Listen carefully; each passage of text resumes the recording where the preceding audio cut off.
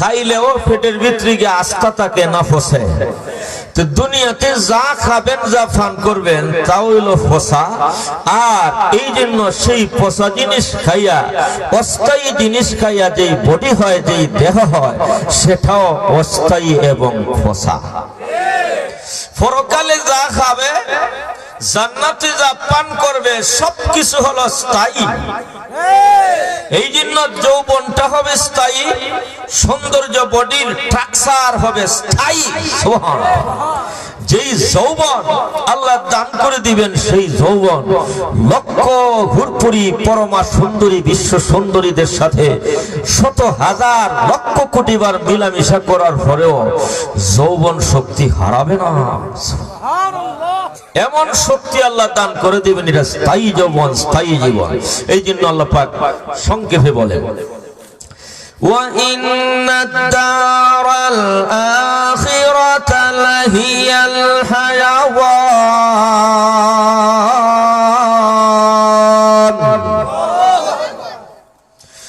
প্রকৃতপক্ষে জীবন হলো পরকালের জীবন। সুবহানাল্লাহ।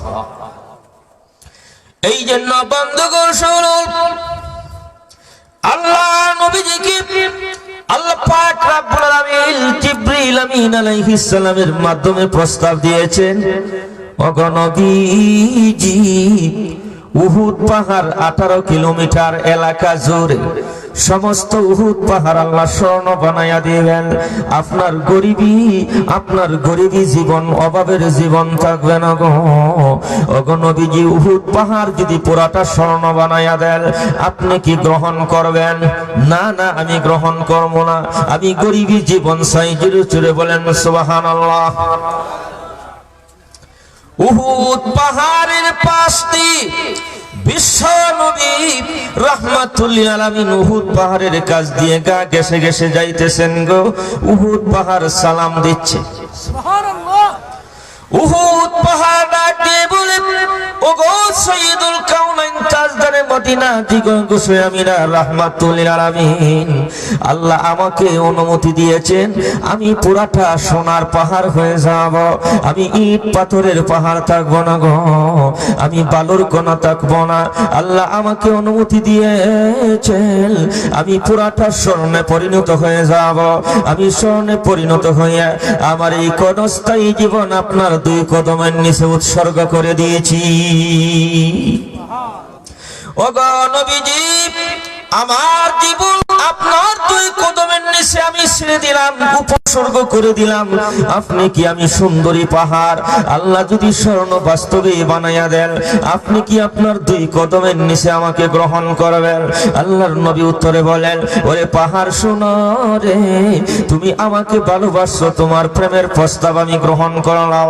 এই জন্য সহিহ বুখারী শরীফের হাদিসের মধ্যে আছে, জবল উহুদ ইউহিব্বুনা ওয়া নুহিব্বুহু। জোরে জোরে কোন আল্লাহু আকবার।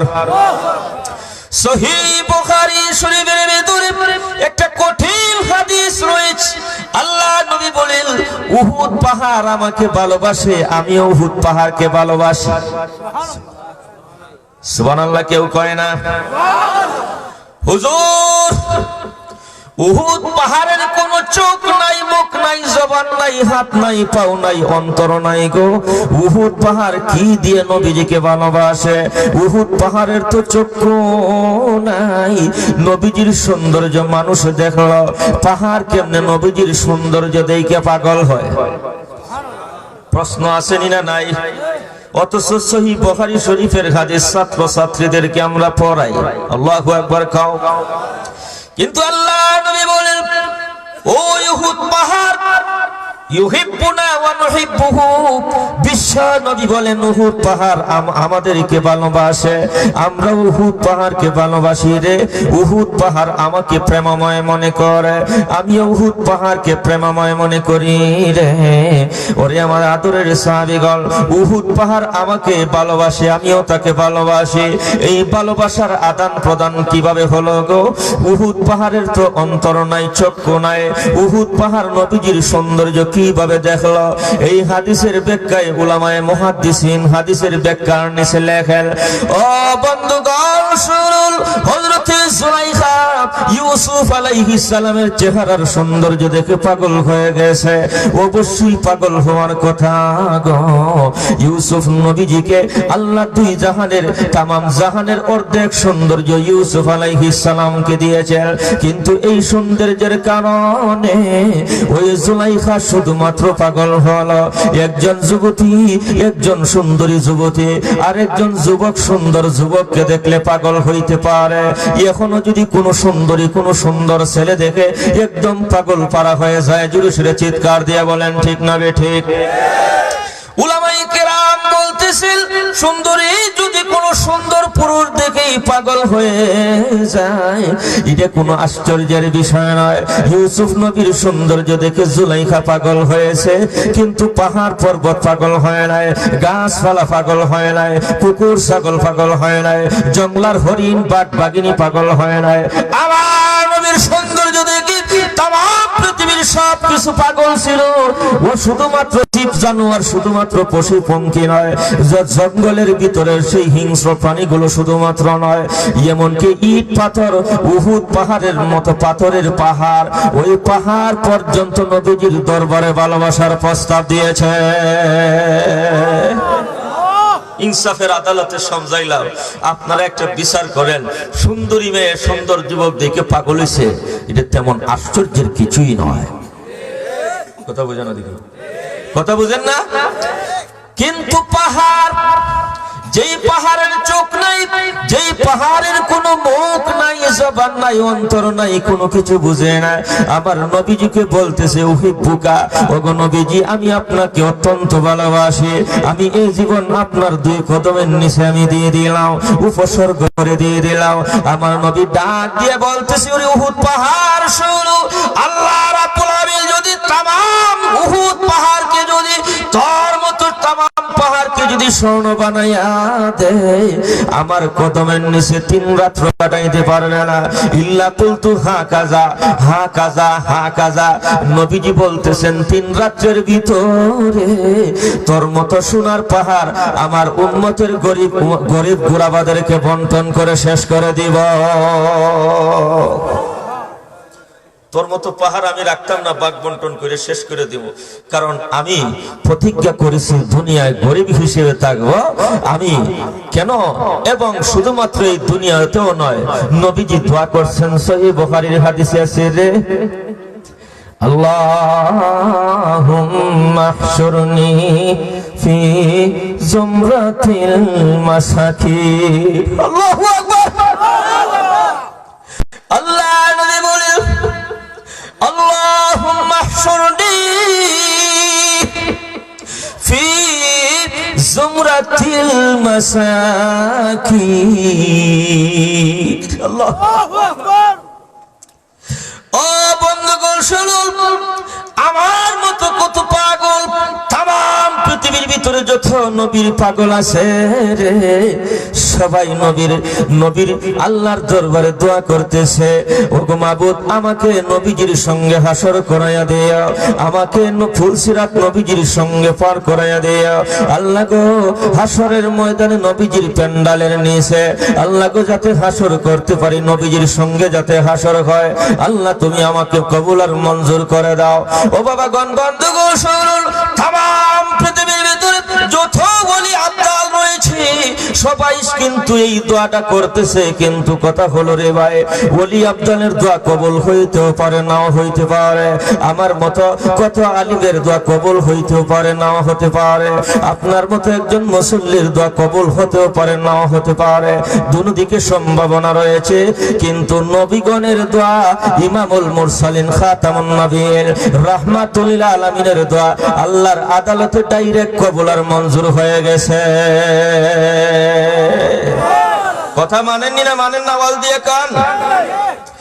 আমার বন্ধুগণ শুনুন, আমি দোয়া করতেছি, আমরা সবাই দোয়া করতেছি, আল্লাহ আমাদের হাসর নবীজির সঙ্গে করাইয়া দিও গো, নবীজির সঙ্গে যার হাসর হবে বিনা হিসেবে জান্নাতি। সুবহানাল্লাহ বাড়িতে কইবা আল্লাহ নবীর সঙ্গে যে মুমিনের হাসর হবে সে বিনা হিসেবে জান্নাতি। এই জন্য আমরা নবীজি আল্লাহর দরবারে দোয়া করি, আল্লাহ গো নবীজির সঙ্গে আমরা হাসর করাইয়া দিও। তামাম জীবনে সবাই এই দোয়া করে, কিন্তু সহিহ বুখারী শরীফের হাদিসের মধ্যে রয়েছে আমার নবী কিন্তু নিজে দোয়া করতেছেন, আল্লাহ গো আমার উম্মতের আলিমের সাথে হাসর করাইয়া দাও। এটা দোয়া করে নাই, আল্লাহ গো ওলি আব্দুল গোস কুতুবের সঙ্গে যেন আমার হাসর হয়।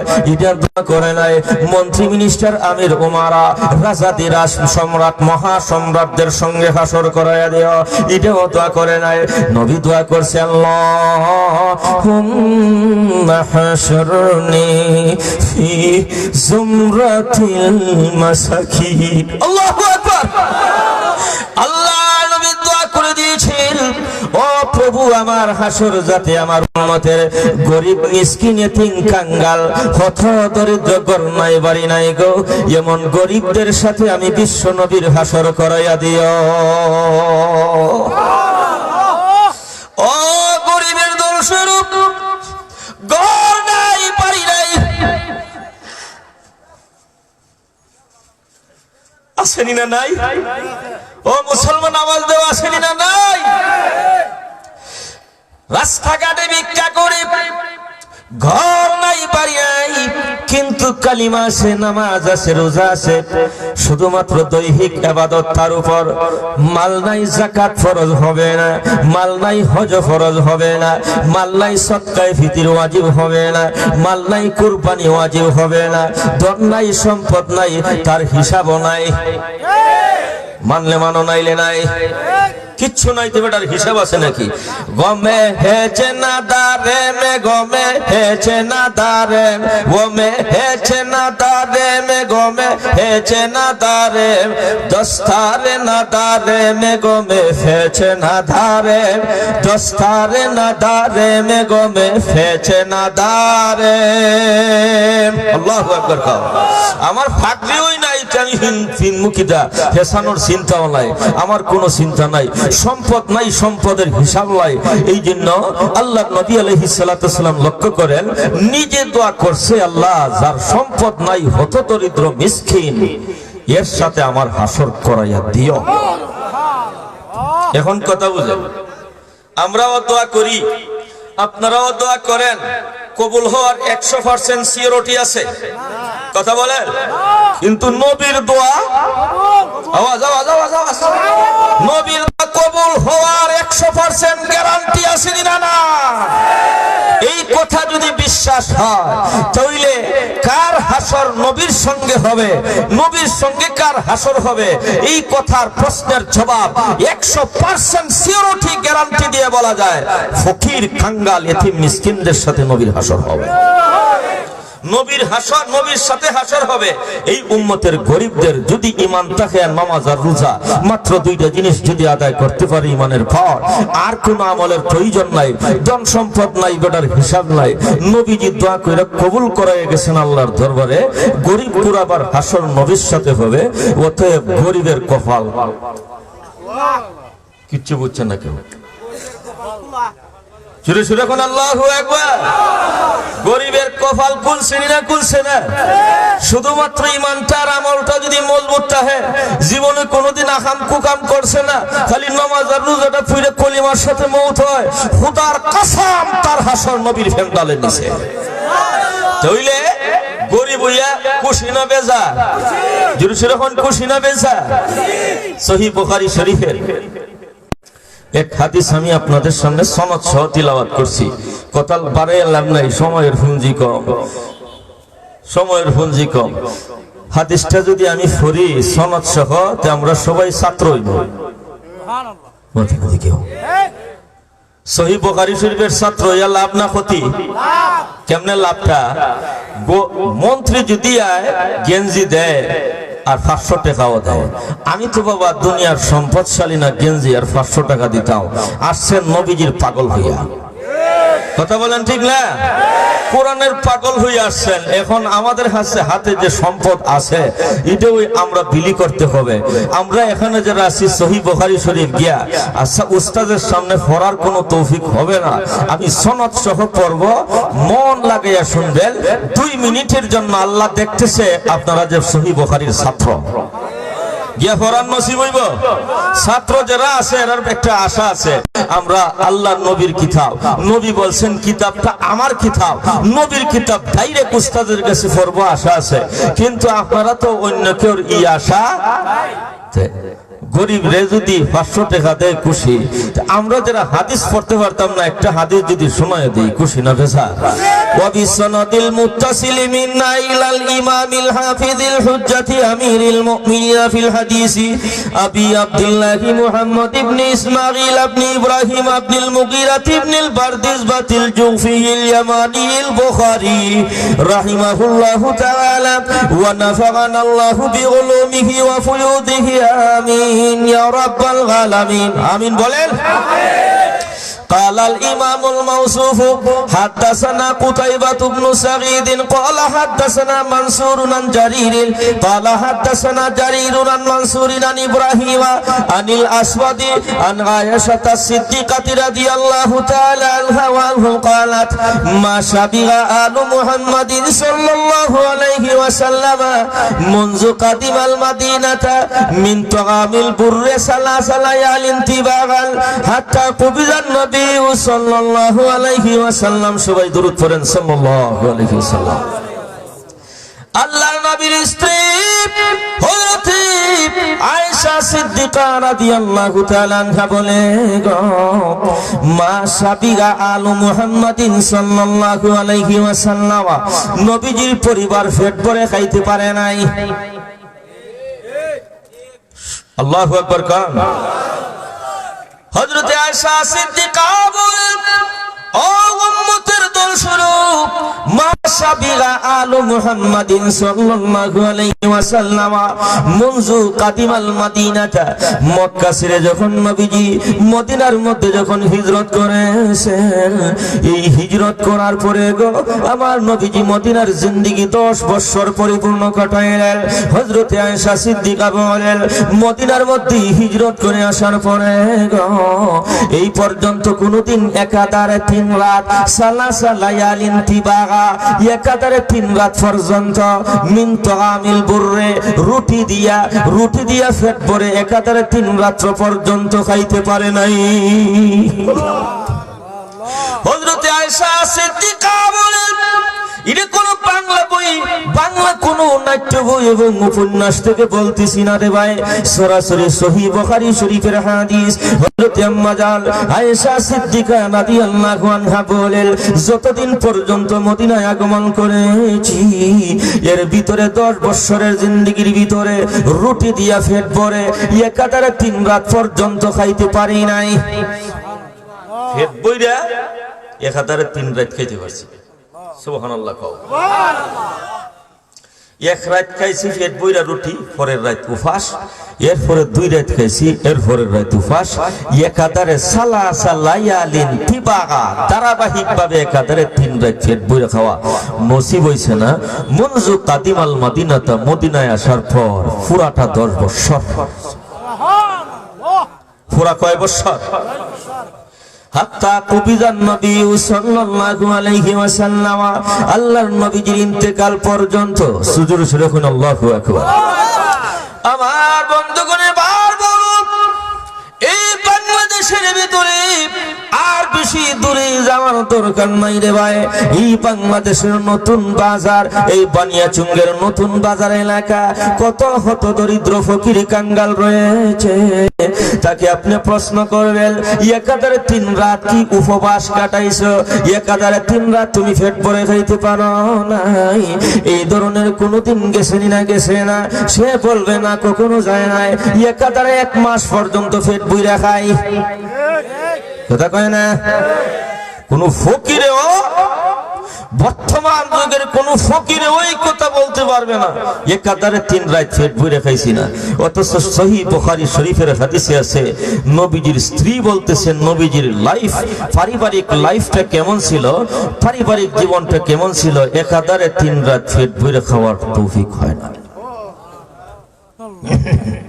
আল্লাহ ও আল্লাহ, কই আছি আমরা এখন? আমরা যে অনেকে কয় ঠেলা গাড়ি বা রিক্সার ড্রাইভারি করে, রাস্তাঘাটে মাটি খাটে, অভাবী মানুষ, রিক্সাওয়ালারে জিগায় নামাজটা পড়নি রে ভাই, কয় হুজুর আল্লাহ মাফ করতা, ইনশাআল্লাহ আল্লাহ আমারে মাফ করবা, আমার বাচ্চা কাচ্চা 7টা, এই 2 পায়া রিক্সার মধ্যে রিক্সা চালাইয়া সবাইরে ফালতে হয়, হুজুর আমার নামাজ পড়ার সময়টা কই?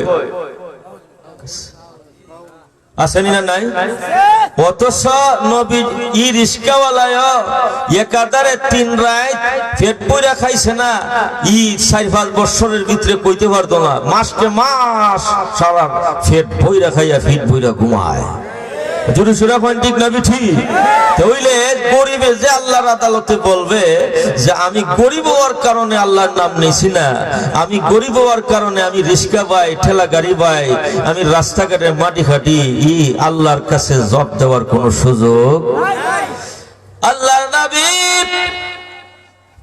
হযরতে ফাতেমা রাদিয়াল্লাহু আনহার ঘরে গেছে গো, গিয়ে দেখে ফাতেমার 2টা ঠোঁট থরথর করে কাঁপতেছে, জিহ্বাটা শুকায়া গেছে। ও মা ফাতেমা, শুনো, তোমার জিহ্বাটা শুকিয়ে গেছে, তোমার 2টা ঠোঁট থরথর করে কাঁপতেছে রে। ও মা তুমি তাড়াতাড়ি বলো কিসের কারণে তোমার জিহ্বাটা শুকিয়ে গেছে, তোমার দেহটা থরথর করে তোমার শরীরটা কাঁপতেছে। ফাতেমা রাদিয়াল্লাহু আনহা ডাক দিয়া বলে, ও গো আমার আব্বা জান শুনুন, ও গো রাহমাতুল লিল আলামিন, আজকে 3 দিন পর্যন্ত আমার ঘরের ভিতরে, আমার উন্ডালের মধ্যে, আমার উনুনের মধ্যে, আমার সোলার মধ্যে আজকে 3 রাত চলে গেল, 3 দিন চলে গেল গো। ও গো আমার আব্বা জান, আমার চুলার মধ্যে আগুন জ্বালানোর তৌফিক হয় নাই, কোন খাবার ফাঁক করে খাবার খাবে এইরকম 3 দিন পর্যন্ত আমার বাইকে জুটে নাই, ক্ষুধার যন্ত্রণায় তরতর করে কাঁপতেছে গো। আল্লাহর নবী ডাক দিয়ে বলে, ওরে আমার আম্মা জান ফাতেমা শোনো রে, ওরে আমার কলিজার টুকরা সন্তান শোনো, এই দুনিয়ার শান্তি কোনো শান্তি নয়, এই দুনিয়ার কষ্ট কোনো কষ্ট নয়, একটু ধৈর্য ধারণ করো, অবশ্যই তোমার স্বামী আলী ব্যবস্থা করে তোমার সামনে আনিয়ে হাজির করে দিবে। ও ফাতেমা শুনো, তোমার ঘরের ভিতরে মাত্র 3 দিন পর্যন্ত চুলায় আগুন জ্বলে নাই, তোমার আম্মা জান আয়েশাকে গিয়ে প্রশ্ন করবে, আয়েশা হাফসা তাদেরকে গিয়ে প্রশ্ন করে দেখো, আর তোমার বাবা আমি রাহমাতুল লিল আলামিনের ঘরের ভিতরে কয়দিন কয় রাত চলে যায়। বুখারী শরীফের হাদিস কিতাবুর রেকাকের মধ্যে রয়েছে, হযরতে আয়েশা সিদ্দিকা বলেন, আমাদের নবীর ঘরে আমাদের চুলার মধ্যে 1 মাস নয়, 2 মাস নয়, কোন সময় একাধারে 3 মাস পর্যন্ত চলে যাইত, চুলায় আগুন দেওয়ার মতো তৌফিক হতো না। আল্লাহু আকবার! চুলায় আগুন জ্বালানোর মতো, চুলার মধ্যে আগুন দিব এমন তৌফিক হইছে না, কারণ রুটি নাই, মাংস নাই, কি পাকাবো গো, পাকিয়ে খাওয়ার মতো কোনো সুযোগ হয় নাই। তখন রাবি হাদিস হযরত উরওয়া প্রশ্ন করতেছেন, ওগো আয়েশা, ওগো নবীর স্ত্রী গো, ওগো আমার খালাজান, হযরতে আয়েশাকে ডাক দিয়ে বলে, ওগো আমার খালাজান, আপনারা কি খেয়ে দিনাতিফাত করতেন? 1 মাস 2 মাস পর্যন্ত চলে যাইত, চুলায় আগুন ধরাইতে পারতেন না, আপনারা কি খেয়ে জীবন কাটাইতেন? হযরতে আয়েশা ডাক দিয়ে বলেন, আলমা ও আত্তামার, 2টা কালো জিনিস খাই আমরা জান বাঁচাইতাম, একটা হলো পানি আর একটা হলো খেজুর। জোরে সুরে বলুন আল্লাহু আকবার। 1 গ্লাস খেজুর, 1টা গ্লাস পানি খাইয়া দিন যাইতো। সুবহানাল্লাহ। কোথায় আছেন আজকে মুসলমান? আমার বন্ধুগণ, যে কথাটা আমি বলতে চাই, নবীর ঘরে কোন চুলায় আগুন দেওয়ার মতো কোনো তৌফিক ছিল না, নবীর ঘরে 1 মাস 2 মাস চলে যাইতো। সাহাবায়ে কেরামের এই ছিল দরিদ্রতম অবস্থা, এত দরিদ্র হওয়ার পরেও রোম সম্রাট পার্সিয়ান মুলুকের রাজা তিরাস তর করে সাহাবীদের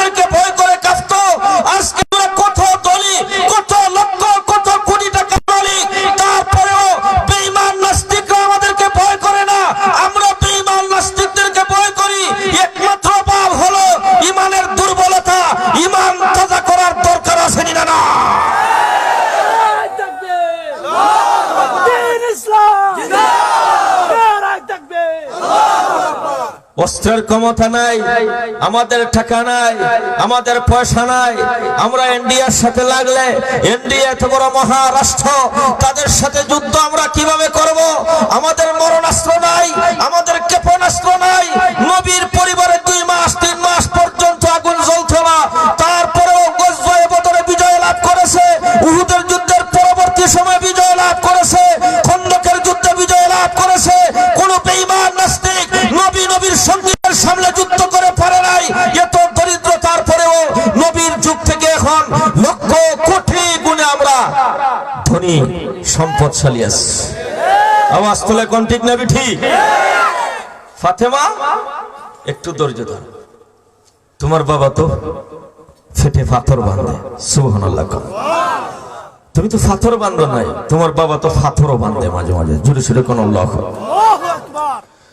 কথাগুলো শুনুন, সবকিছু বরদাস্ত করা যায়, নিজে উপবাস থাকা বরদাস্ত করা যায় গো, কিন্তু বাচ্চারা যদি উপবাস থাকে, ও বাবাগণ বন্ধুগণ, গরিবে আমার কথাটা বুঝবে। নিজে যদি 2 দিন না খেয়ে থাকে, নিজে কোমরে গামছা বেঁধে কাটাইতে পারবে, কিন্তু নিজের বাচ্চা যদি ক্ষুধার যন্ত্রণায় কাঁদে গো, এটা কোনো মা বাবা কলিজায় বরদাস্ত করতে পারে না। কেউ বরদাস্ত করতে?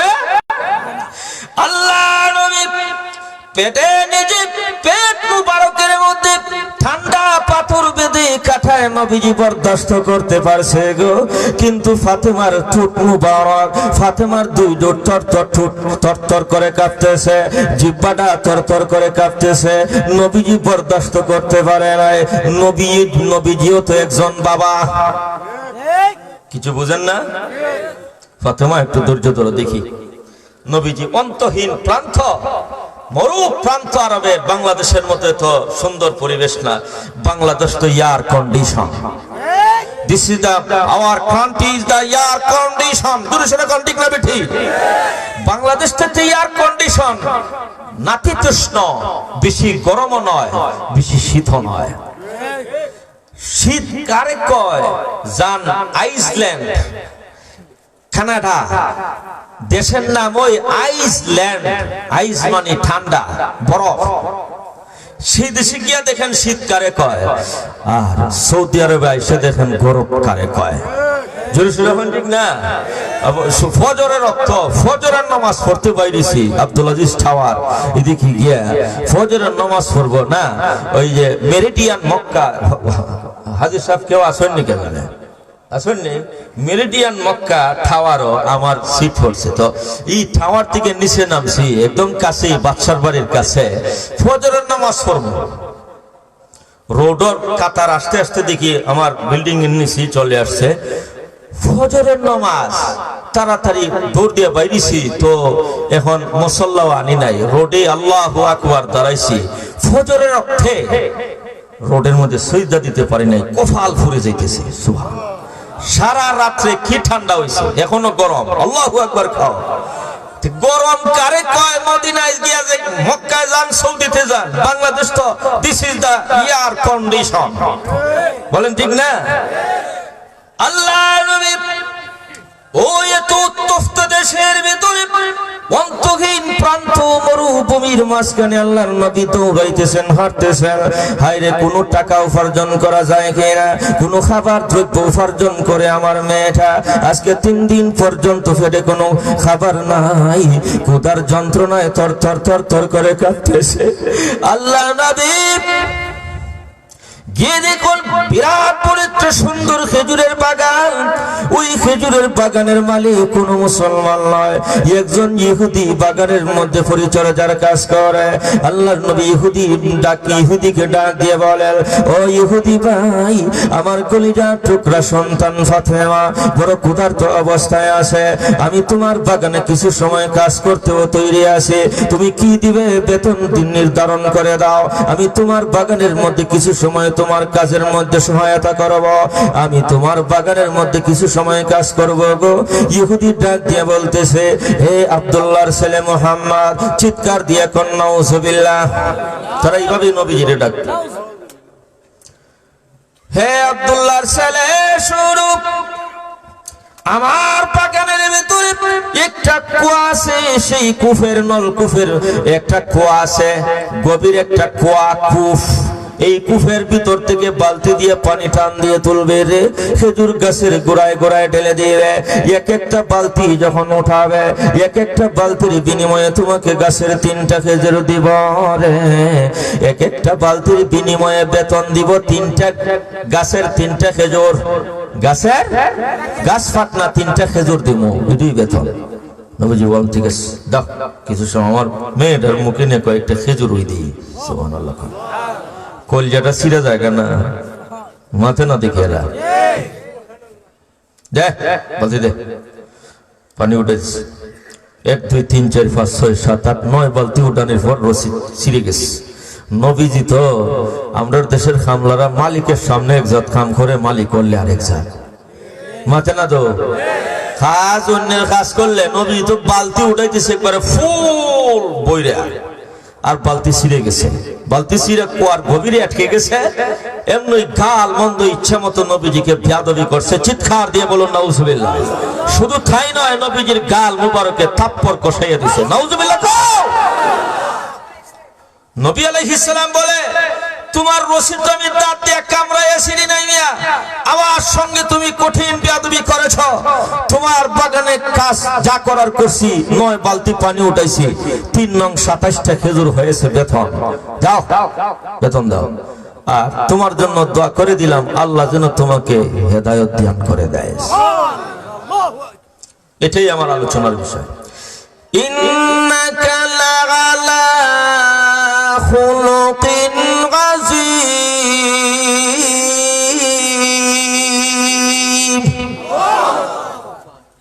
দেখেন আমার বন্ধুগণ, এই মাত্র হাদিস পড়ে আসলাম, সহিহ বুখারী শরীফের মধ্যে রয়েছে নসখাতুল ইসমাঈলি, বুখারী শরীফের ইসমাঈলি নসখার মধ্যে রয়েছে নবীজিকে 40 জন পুরুষের ক্ষমতা দেওয়া হয়েছে। বুখারী শরীফের আমাদের সামনে যেই নসখা আছে, এই পান্ডুলিপির মধ্যে আছে নবীজিকে 30 জন কাঠা নওজোয়ান পুরুষের ক্ষমতা দান করা হয়েছে। কিন্তু তিরমিজি শরীফের হাদিসে আছে, উতিয়া নবিয়ুনা সাল্লাল্লাহু আলাইহি ওয়াসাল্লাম কুওয়াতা 40 রাজুলা। জোরে শুনে কোন আল্লাহু আকবার। নবীজি বলেন, নবীজিকে হাদিসের মধ্যে আছে, হযরত আনাসের হাদিসে, আমরা নবীজিরে 40 জন পুরুষের ক্ষমতা দেওয়া হয়েছে। এই 40 জন মানে দুনিয়ার 40 জন জওয়ান না, জান্নাতের 40 জন। এখন জান্নাতের একজনের ক্ষমতা কতটুকু ছিল বলে, দুনিয়ার একজন সুস্থ সবল নওজোয়ানের যতটুকু ক্ষমতা, এই ধরনের 100 জন এর ক্ষমতা জান্নাতের সাধারণ একজনের। সর্বনিম্ন একজন সাধারণ জান্নাতি কোন রকম, একেবারে কোন রকম নম্বর হইয়া পাস। এরা কিভাবে বুঝে? ছাত্ররা বুঝবো। কোন রকম 33 স্কুলে পড়ছেন না, কোন রকম 33 হইয়া কোন রকম পাস করছে, জান্নাতি হইছে। এর শরীরে ও যে ক্ষমতা থাকবো দুনিয়ার 100 জনের। কারণ দুনিয়ার তাহলে জান্নাতের পুরুষ যদি 40 জনের ক্ষমতা নবীজির থাকে, আর জান্নাতের এক একজনের ক্ষমতা যদি হয় 100 জনের, তাহলে 40 কতজন? এরা দিয়ে অঙ্ক হারে দিবে। 40 কত? এই জন্য বলা হয় নবীজিকে আল্লাহ 4000 পুরুষের ক্ষমতা দিয়েছেন। সুবহানাল্লাহ। আমার বন্ধুগণ শুনুন, এবার আমার সঙ্গে উচ্চ কণ্ঠে আওয়াজ দিতে হবে।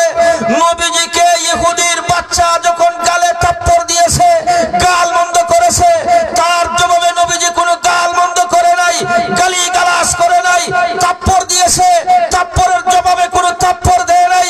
অথচ নবীজির শরীরে তিরমিজির হাদিসের দ্বারা প্রমাণিত, বুখারীর হাদিসের দ্বারা প্রমাণিত, নবীজির শরীর মুবারকে 4000 পুরুষের ক্ষমতা ছিল। ওই নবীজি যদি ইহুদির গলা চিপে ধরত, তোমার জন্য আমার জন্য একটা মশা মারা যতটুকু সহজ, নবীর জন্য ইহুদির বাচ্চাকে আছাড় দিয়ে মেরে ফেলা তার চাইতে বেশি সহজ। তার চাইতে বেশি সহজ। তৎপর দিছে কথা বলেন, তাপ্পর দিয়েছে? তাপ্পর দেয় না। কি দোয়া করছে? সুবহানাল্লাহ। কি দোয়া করছে? আল্লাহ তুমি কি দাও? হেদায়েত দাও। হেদায়েতের দোয়া করছে। এবার তাম বিশ্বের যত নষ্টারা আছে, ইহুদ, খ্রিস্টান, মিশনারি এবং বাংলাদেশের সেই লাল কুত্তার দালাল যারা রয়েছে, যারা বলে ইসলাম জঙ্গিবাদী ধর্ম, ইসলাম শুধু রক্ত পিছাসু ধর্ম, তাদের নবী ছিল রক্ত পিছাসু, তাদের নবীজি ছিল জঙ্গিবাদ। এই ইহুদি, খ্রিস্টান, মিশনারিদের লাল কুত্তার দলেরা শোনো, আমার নবী জঙ্গিবাদী যদি হতো তাইলে সেই ইহুদির 3 টুকরা করে দিত, গলা চিপে জায়গায় মেরে ফেলতো। নবীজি তাকে মারে নাই, অথচ নবীজির শরীরে 4000 পুরুষের ক্ষমতা ছিল, তারপরে আঘাত না দিয়ে হেদায়েতের দোয়া করেছে। এই জন্য নবীজিকে চক্র পিছাসু জঙ্গিবাদী বলা যাবে না। ওই নবীজির উত্তর সুরি আলিম ওলামারা জঙ্গিবাদী রক্ত পিছাসু হতে পারে না, পারে না, পারে না।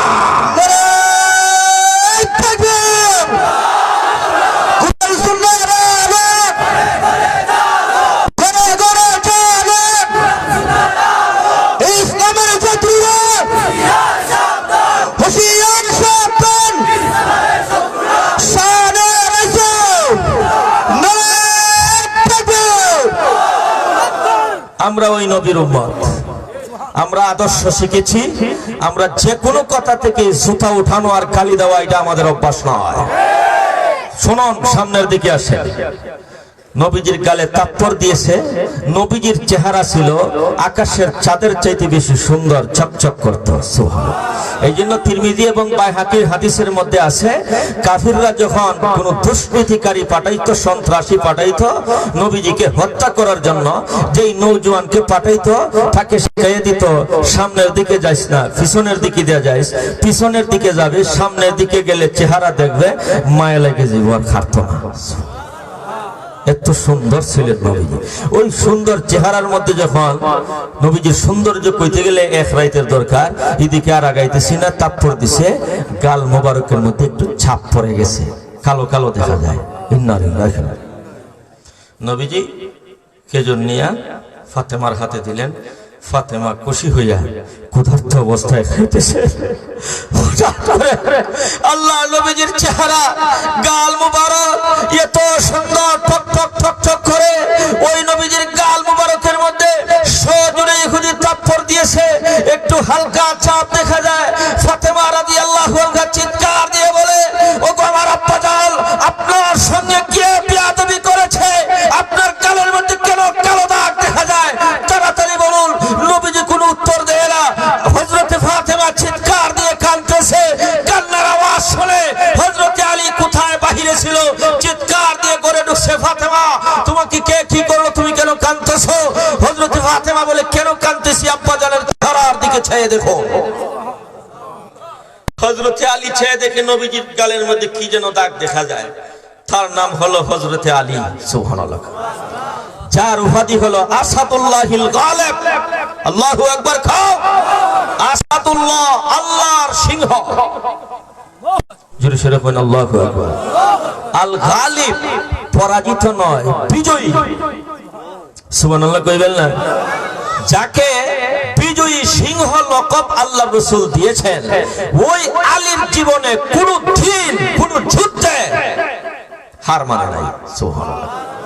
হযরতে আলীর বীরত্ব কাহিনী কইতে গেল আরো 1টা ঘন্টার দরকার। এই দিকে আমি গেল হাত হেরে যাব, আমার মূল কথা কইতে পারবো না।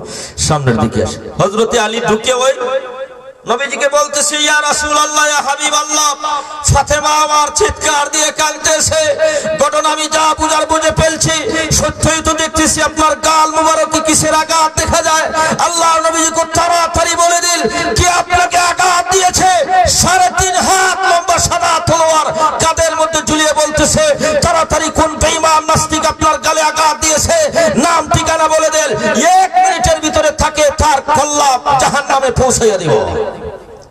হযরতে আলী রাদিয়াল্লাহু তাআলা আনহু যখন এই কথা বলছে, হুজুর আইছেন নাকি? আপনাদের অতিথি চলে আসছেন নাকি? না কই এখানে আইছেন? এটা কই? এটা কইতা এখানে আইলে তো আমি শেষ করে দিতাম। মা এটা ঠিক না।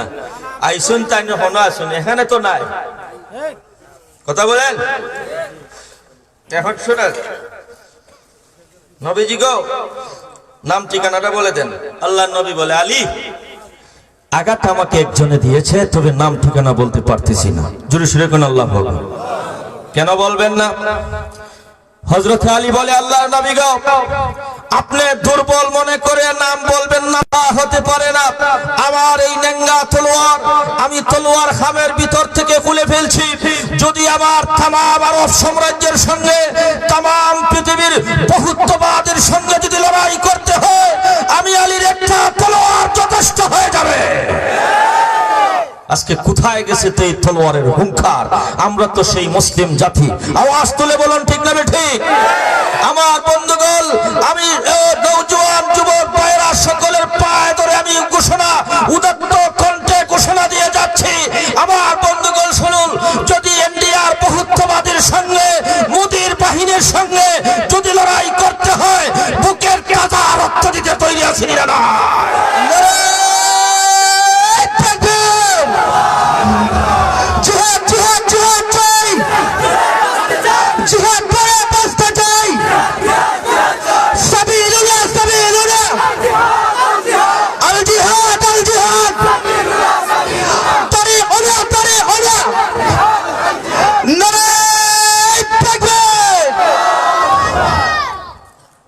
না, নাম ঠিকানা বলবো না।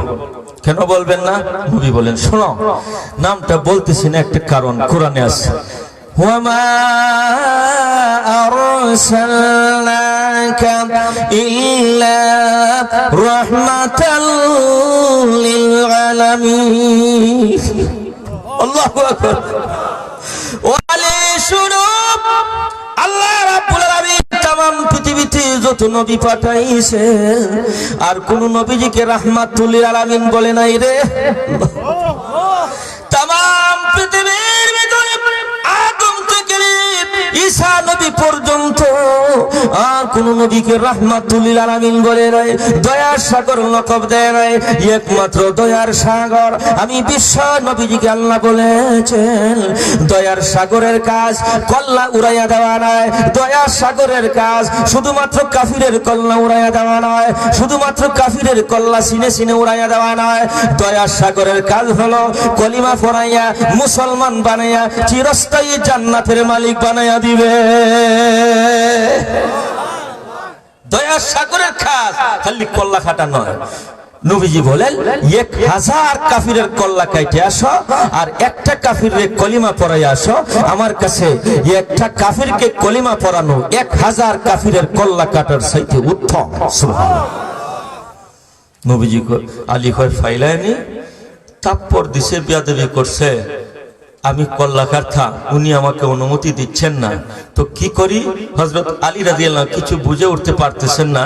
হঠাৎ করে দেখা গেল বাড়ির পাশ দিয়ে চিৎকার দিয়ে কলিমার আওয়াজ, লা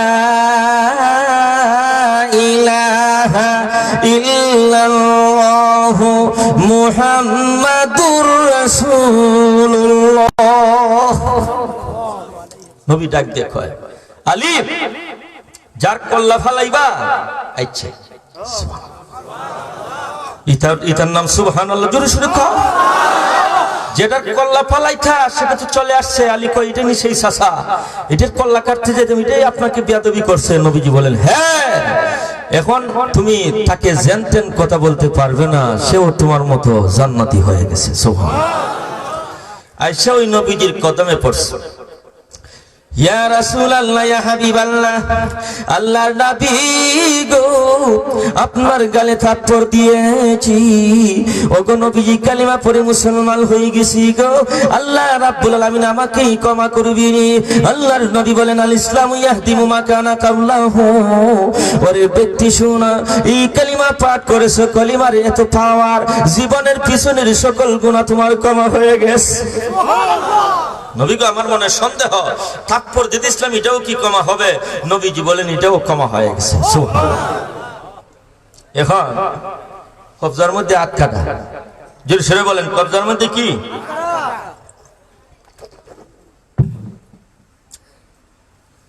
হাত যখন কবজার মধ্যে নবী আলাইহিস সালাতু ওয়াস সালাম কাটা দেখছেন, তখন নবী আলাইহিস সালাম বলতেন, তোমার যে হাত কাটা বাকি অংশ গেল কই? ফিরিঙ্গি দিয়া রক্ত পড়তেছে, বাকি অংশ কয়? সুবহানাল্লাহ কয়, ডাক দিয়া কয়, ওগো নবীজি আপনার গালে কাপড় দেওয়ার পরে গো আমার হাতে কঠিন বেদনা শুরু হয়ে গেছে। আমি তাড়াতাড়ি আমাদের ইহুদি ধর্মের বড় পণ্ডিত উনার সামনে গেলাম, গিয়ে বললাম, মুহাম্মদ নামে যেই ব্যক্তি নবুয়তের দাবি করেছে তার গালে আমি কাপড় দিয়েছিলাম গো, আমার হাতের মধ্যে প্রচন্ড ব্যথা শুরু হয়ে গেছে, আমি আমার কলিজায় বরদাস্ত করতে পারতেছে না, এত কঠিন ব্যথা শুরু হয়ে গেছে। ওই ইহুদি ফদ্রের বড় পণ্ডিত আলিম ডাক দিয়ে বলতেছে, ও বাবা শুনো, যার গালে আঘাত দিয়েছো, যার গালে তুমি থাপ্পড় দিয়েছো, অবশ্যই তিনি একজন সত্য নবী রে, তার গালে আঘাত দিয়েছো।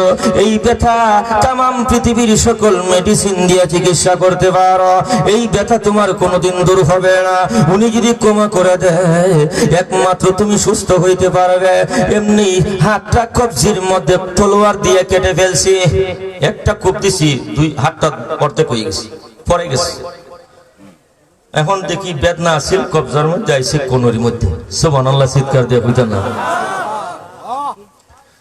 আবার গেছি, ওগো নবীজি আবার দৌড়ে গেলাম সেই ইহুদি পণ্ডিতের বাড়িতে, আবার সেই আমাদের ইহুদি ধর্মের সবচেয়ে বড় আলেম বড় ঠাকুর রাহিব ফাদ্রির বাড়িতে গেলাম, গিয়া বললাম, ওগো ফাদ্রি বাবু আমার হাতের কবজার মধ্যে বেদনা ছিল গো, আমি কবজা পর্যন্ত হাত কেটে দিলাম, এখন তো বেদনা কোনর মধ্যে, হাতের কোনর মধ্যে করতেছে, কোনির মধ্যে বেদনা করতেছে, এখন কি করা যায়? এমনি ইহুদি ফাদ্রি ডাক দিয়ে বলে, ও বাবা শুনো, এত বড় যুক্তিবাদী তোমাকে কোন জিনিস বানাইলো? কোন জিনিসে তোমাকে এত বড় যুক্তিবাদী বানায়? একজন নবীর গালে তুমি থাপ্পড় দিয়েছো, হাত কবজির মধ্যে কেটে দিয়েছো, মনে করছো বেদনার অংশ তুমি কেটে ফেলছো, এখন বেদনা কোনর মধ্যে করবে, কোনির মধ্যে যদি তোমার হাত কেটে দাও বগলের মধ্যে করবে, বগল পর্যন্ত যদি হাত কাটে দাও কলিজার মধ্যে করবে, কলিজা কাটতে পারো, বেদনা কোনোদিন তোমার শরীর ছেড়ে যাবে না। এত প্রচন্ড ব্যথা আল্লাহর নবী গো, আর যা বুঝার বুঝে ফেলছি, আমার অন্তর সাক্ষী দিল আপনি একজন সত্য নবী, আমার ইহুদি ধর্মের সবচেয়ে বড় আলেম একজন পাদ্রী বলতেছে আপনি একজন সত্য নবী। আর দেরি করলাম না, এমনি পড়লাম লা ইলাহা ইল্লাল্লাহ মুহাম্মাদুর রাসূলুল্লাহ। আল্লাহ নবী ডাক দিয়ে বলেন, তোমার কর্তৃত হাত তুমি কোন জায়গায় কেটে ফেলছো রে? 1 মিনিটের 2 মিনিটের মধ্যে শেষ করতেছি, একটু দাঁড়ান। ও বাবাগণ বন্ধুগণ, আমার নবী ডাক দিয়ে বলেন, হাতের কাটা অংশ তুমি কোন জায়গায় ফেলছো? আল্লাহ নবী গো, যেই জায়গায় আপনাকে থাপ্পড় দিয়েছে ওই জায়গায় কেটে ফেলছে। যেই হাতের মাধ্যমে আল্লাহ নবীর সঙ্গে বিয়াদবি করেছি, ওই হাত আমার শরীরের সঙ্গে আমি রাখতে চাই না। এটা কুত্তায় খাবে, শিয়ালে খাবে, এটা কুকুর ছাগল কুকুর বিড়ালে খাবে, এই হাত আমার শরীরের সাথে রাখতে চাই না। আমার নবী দয়াল নবী, দয়া সাগর বিশ্ব নবী ডাক দিয়ে বলেন, তোমার যদিও কোনো প্রয়োজন হয় না, তোমার হাতের কাটা অংশ আমার বড় প্রয়োজন আছে রে। এখন তুমি মুসলমান হয়েছ, এক হাত দিয়ে তলোয়ার চালাইতে হবে, আরেক হাত দিয়ে বেঈমান নাস্তিকের আক্রমণ ফিরাইতে হবে। তোমার হাত অবশ্যই প্রয়োজন আছে, জুরুসের এখন আছে না নাই? হাত কাটা হাত দিয়ে তুমি জিহাদ করতে পারবে না। এমনি ইহুদি কিছু বুঝে উঠতে পারলো না, নতুন মুসলমান নব মুসলিম কিছু বুঝে না বুঝে ওই কুয়ার ফারে দৌড় দিয়ে গেল।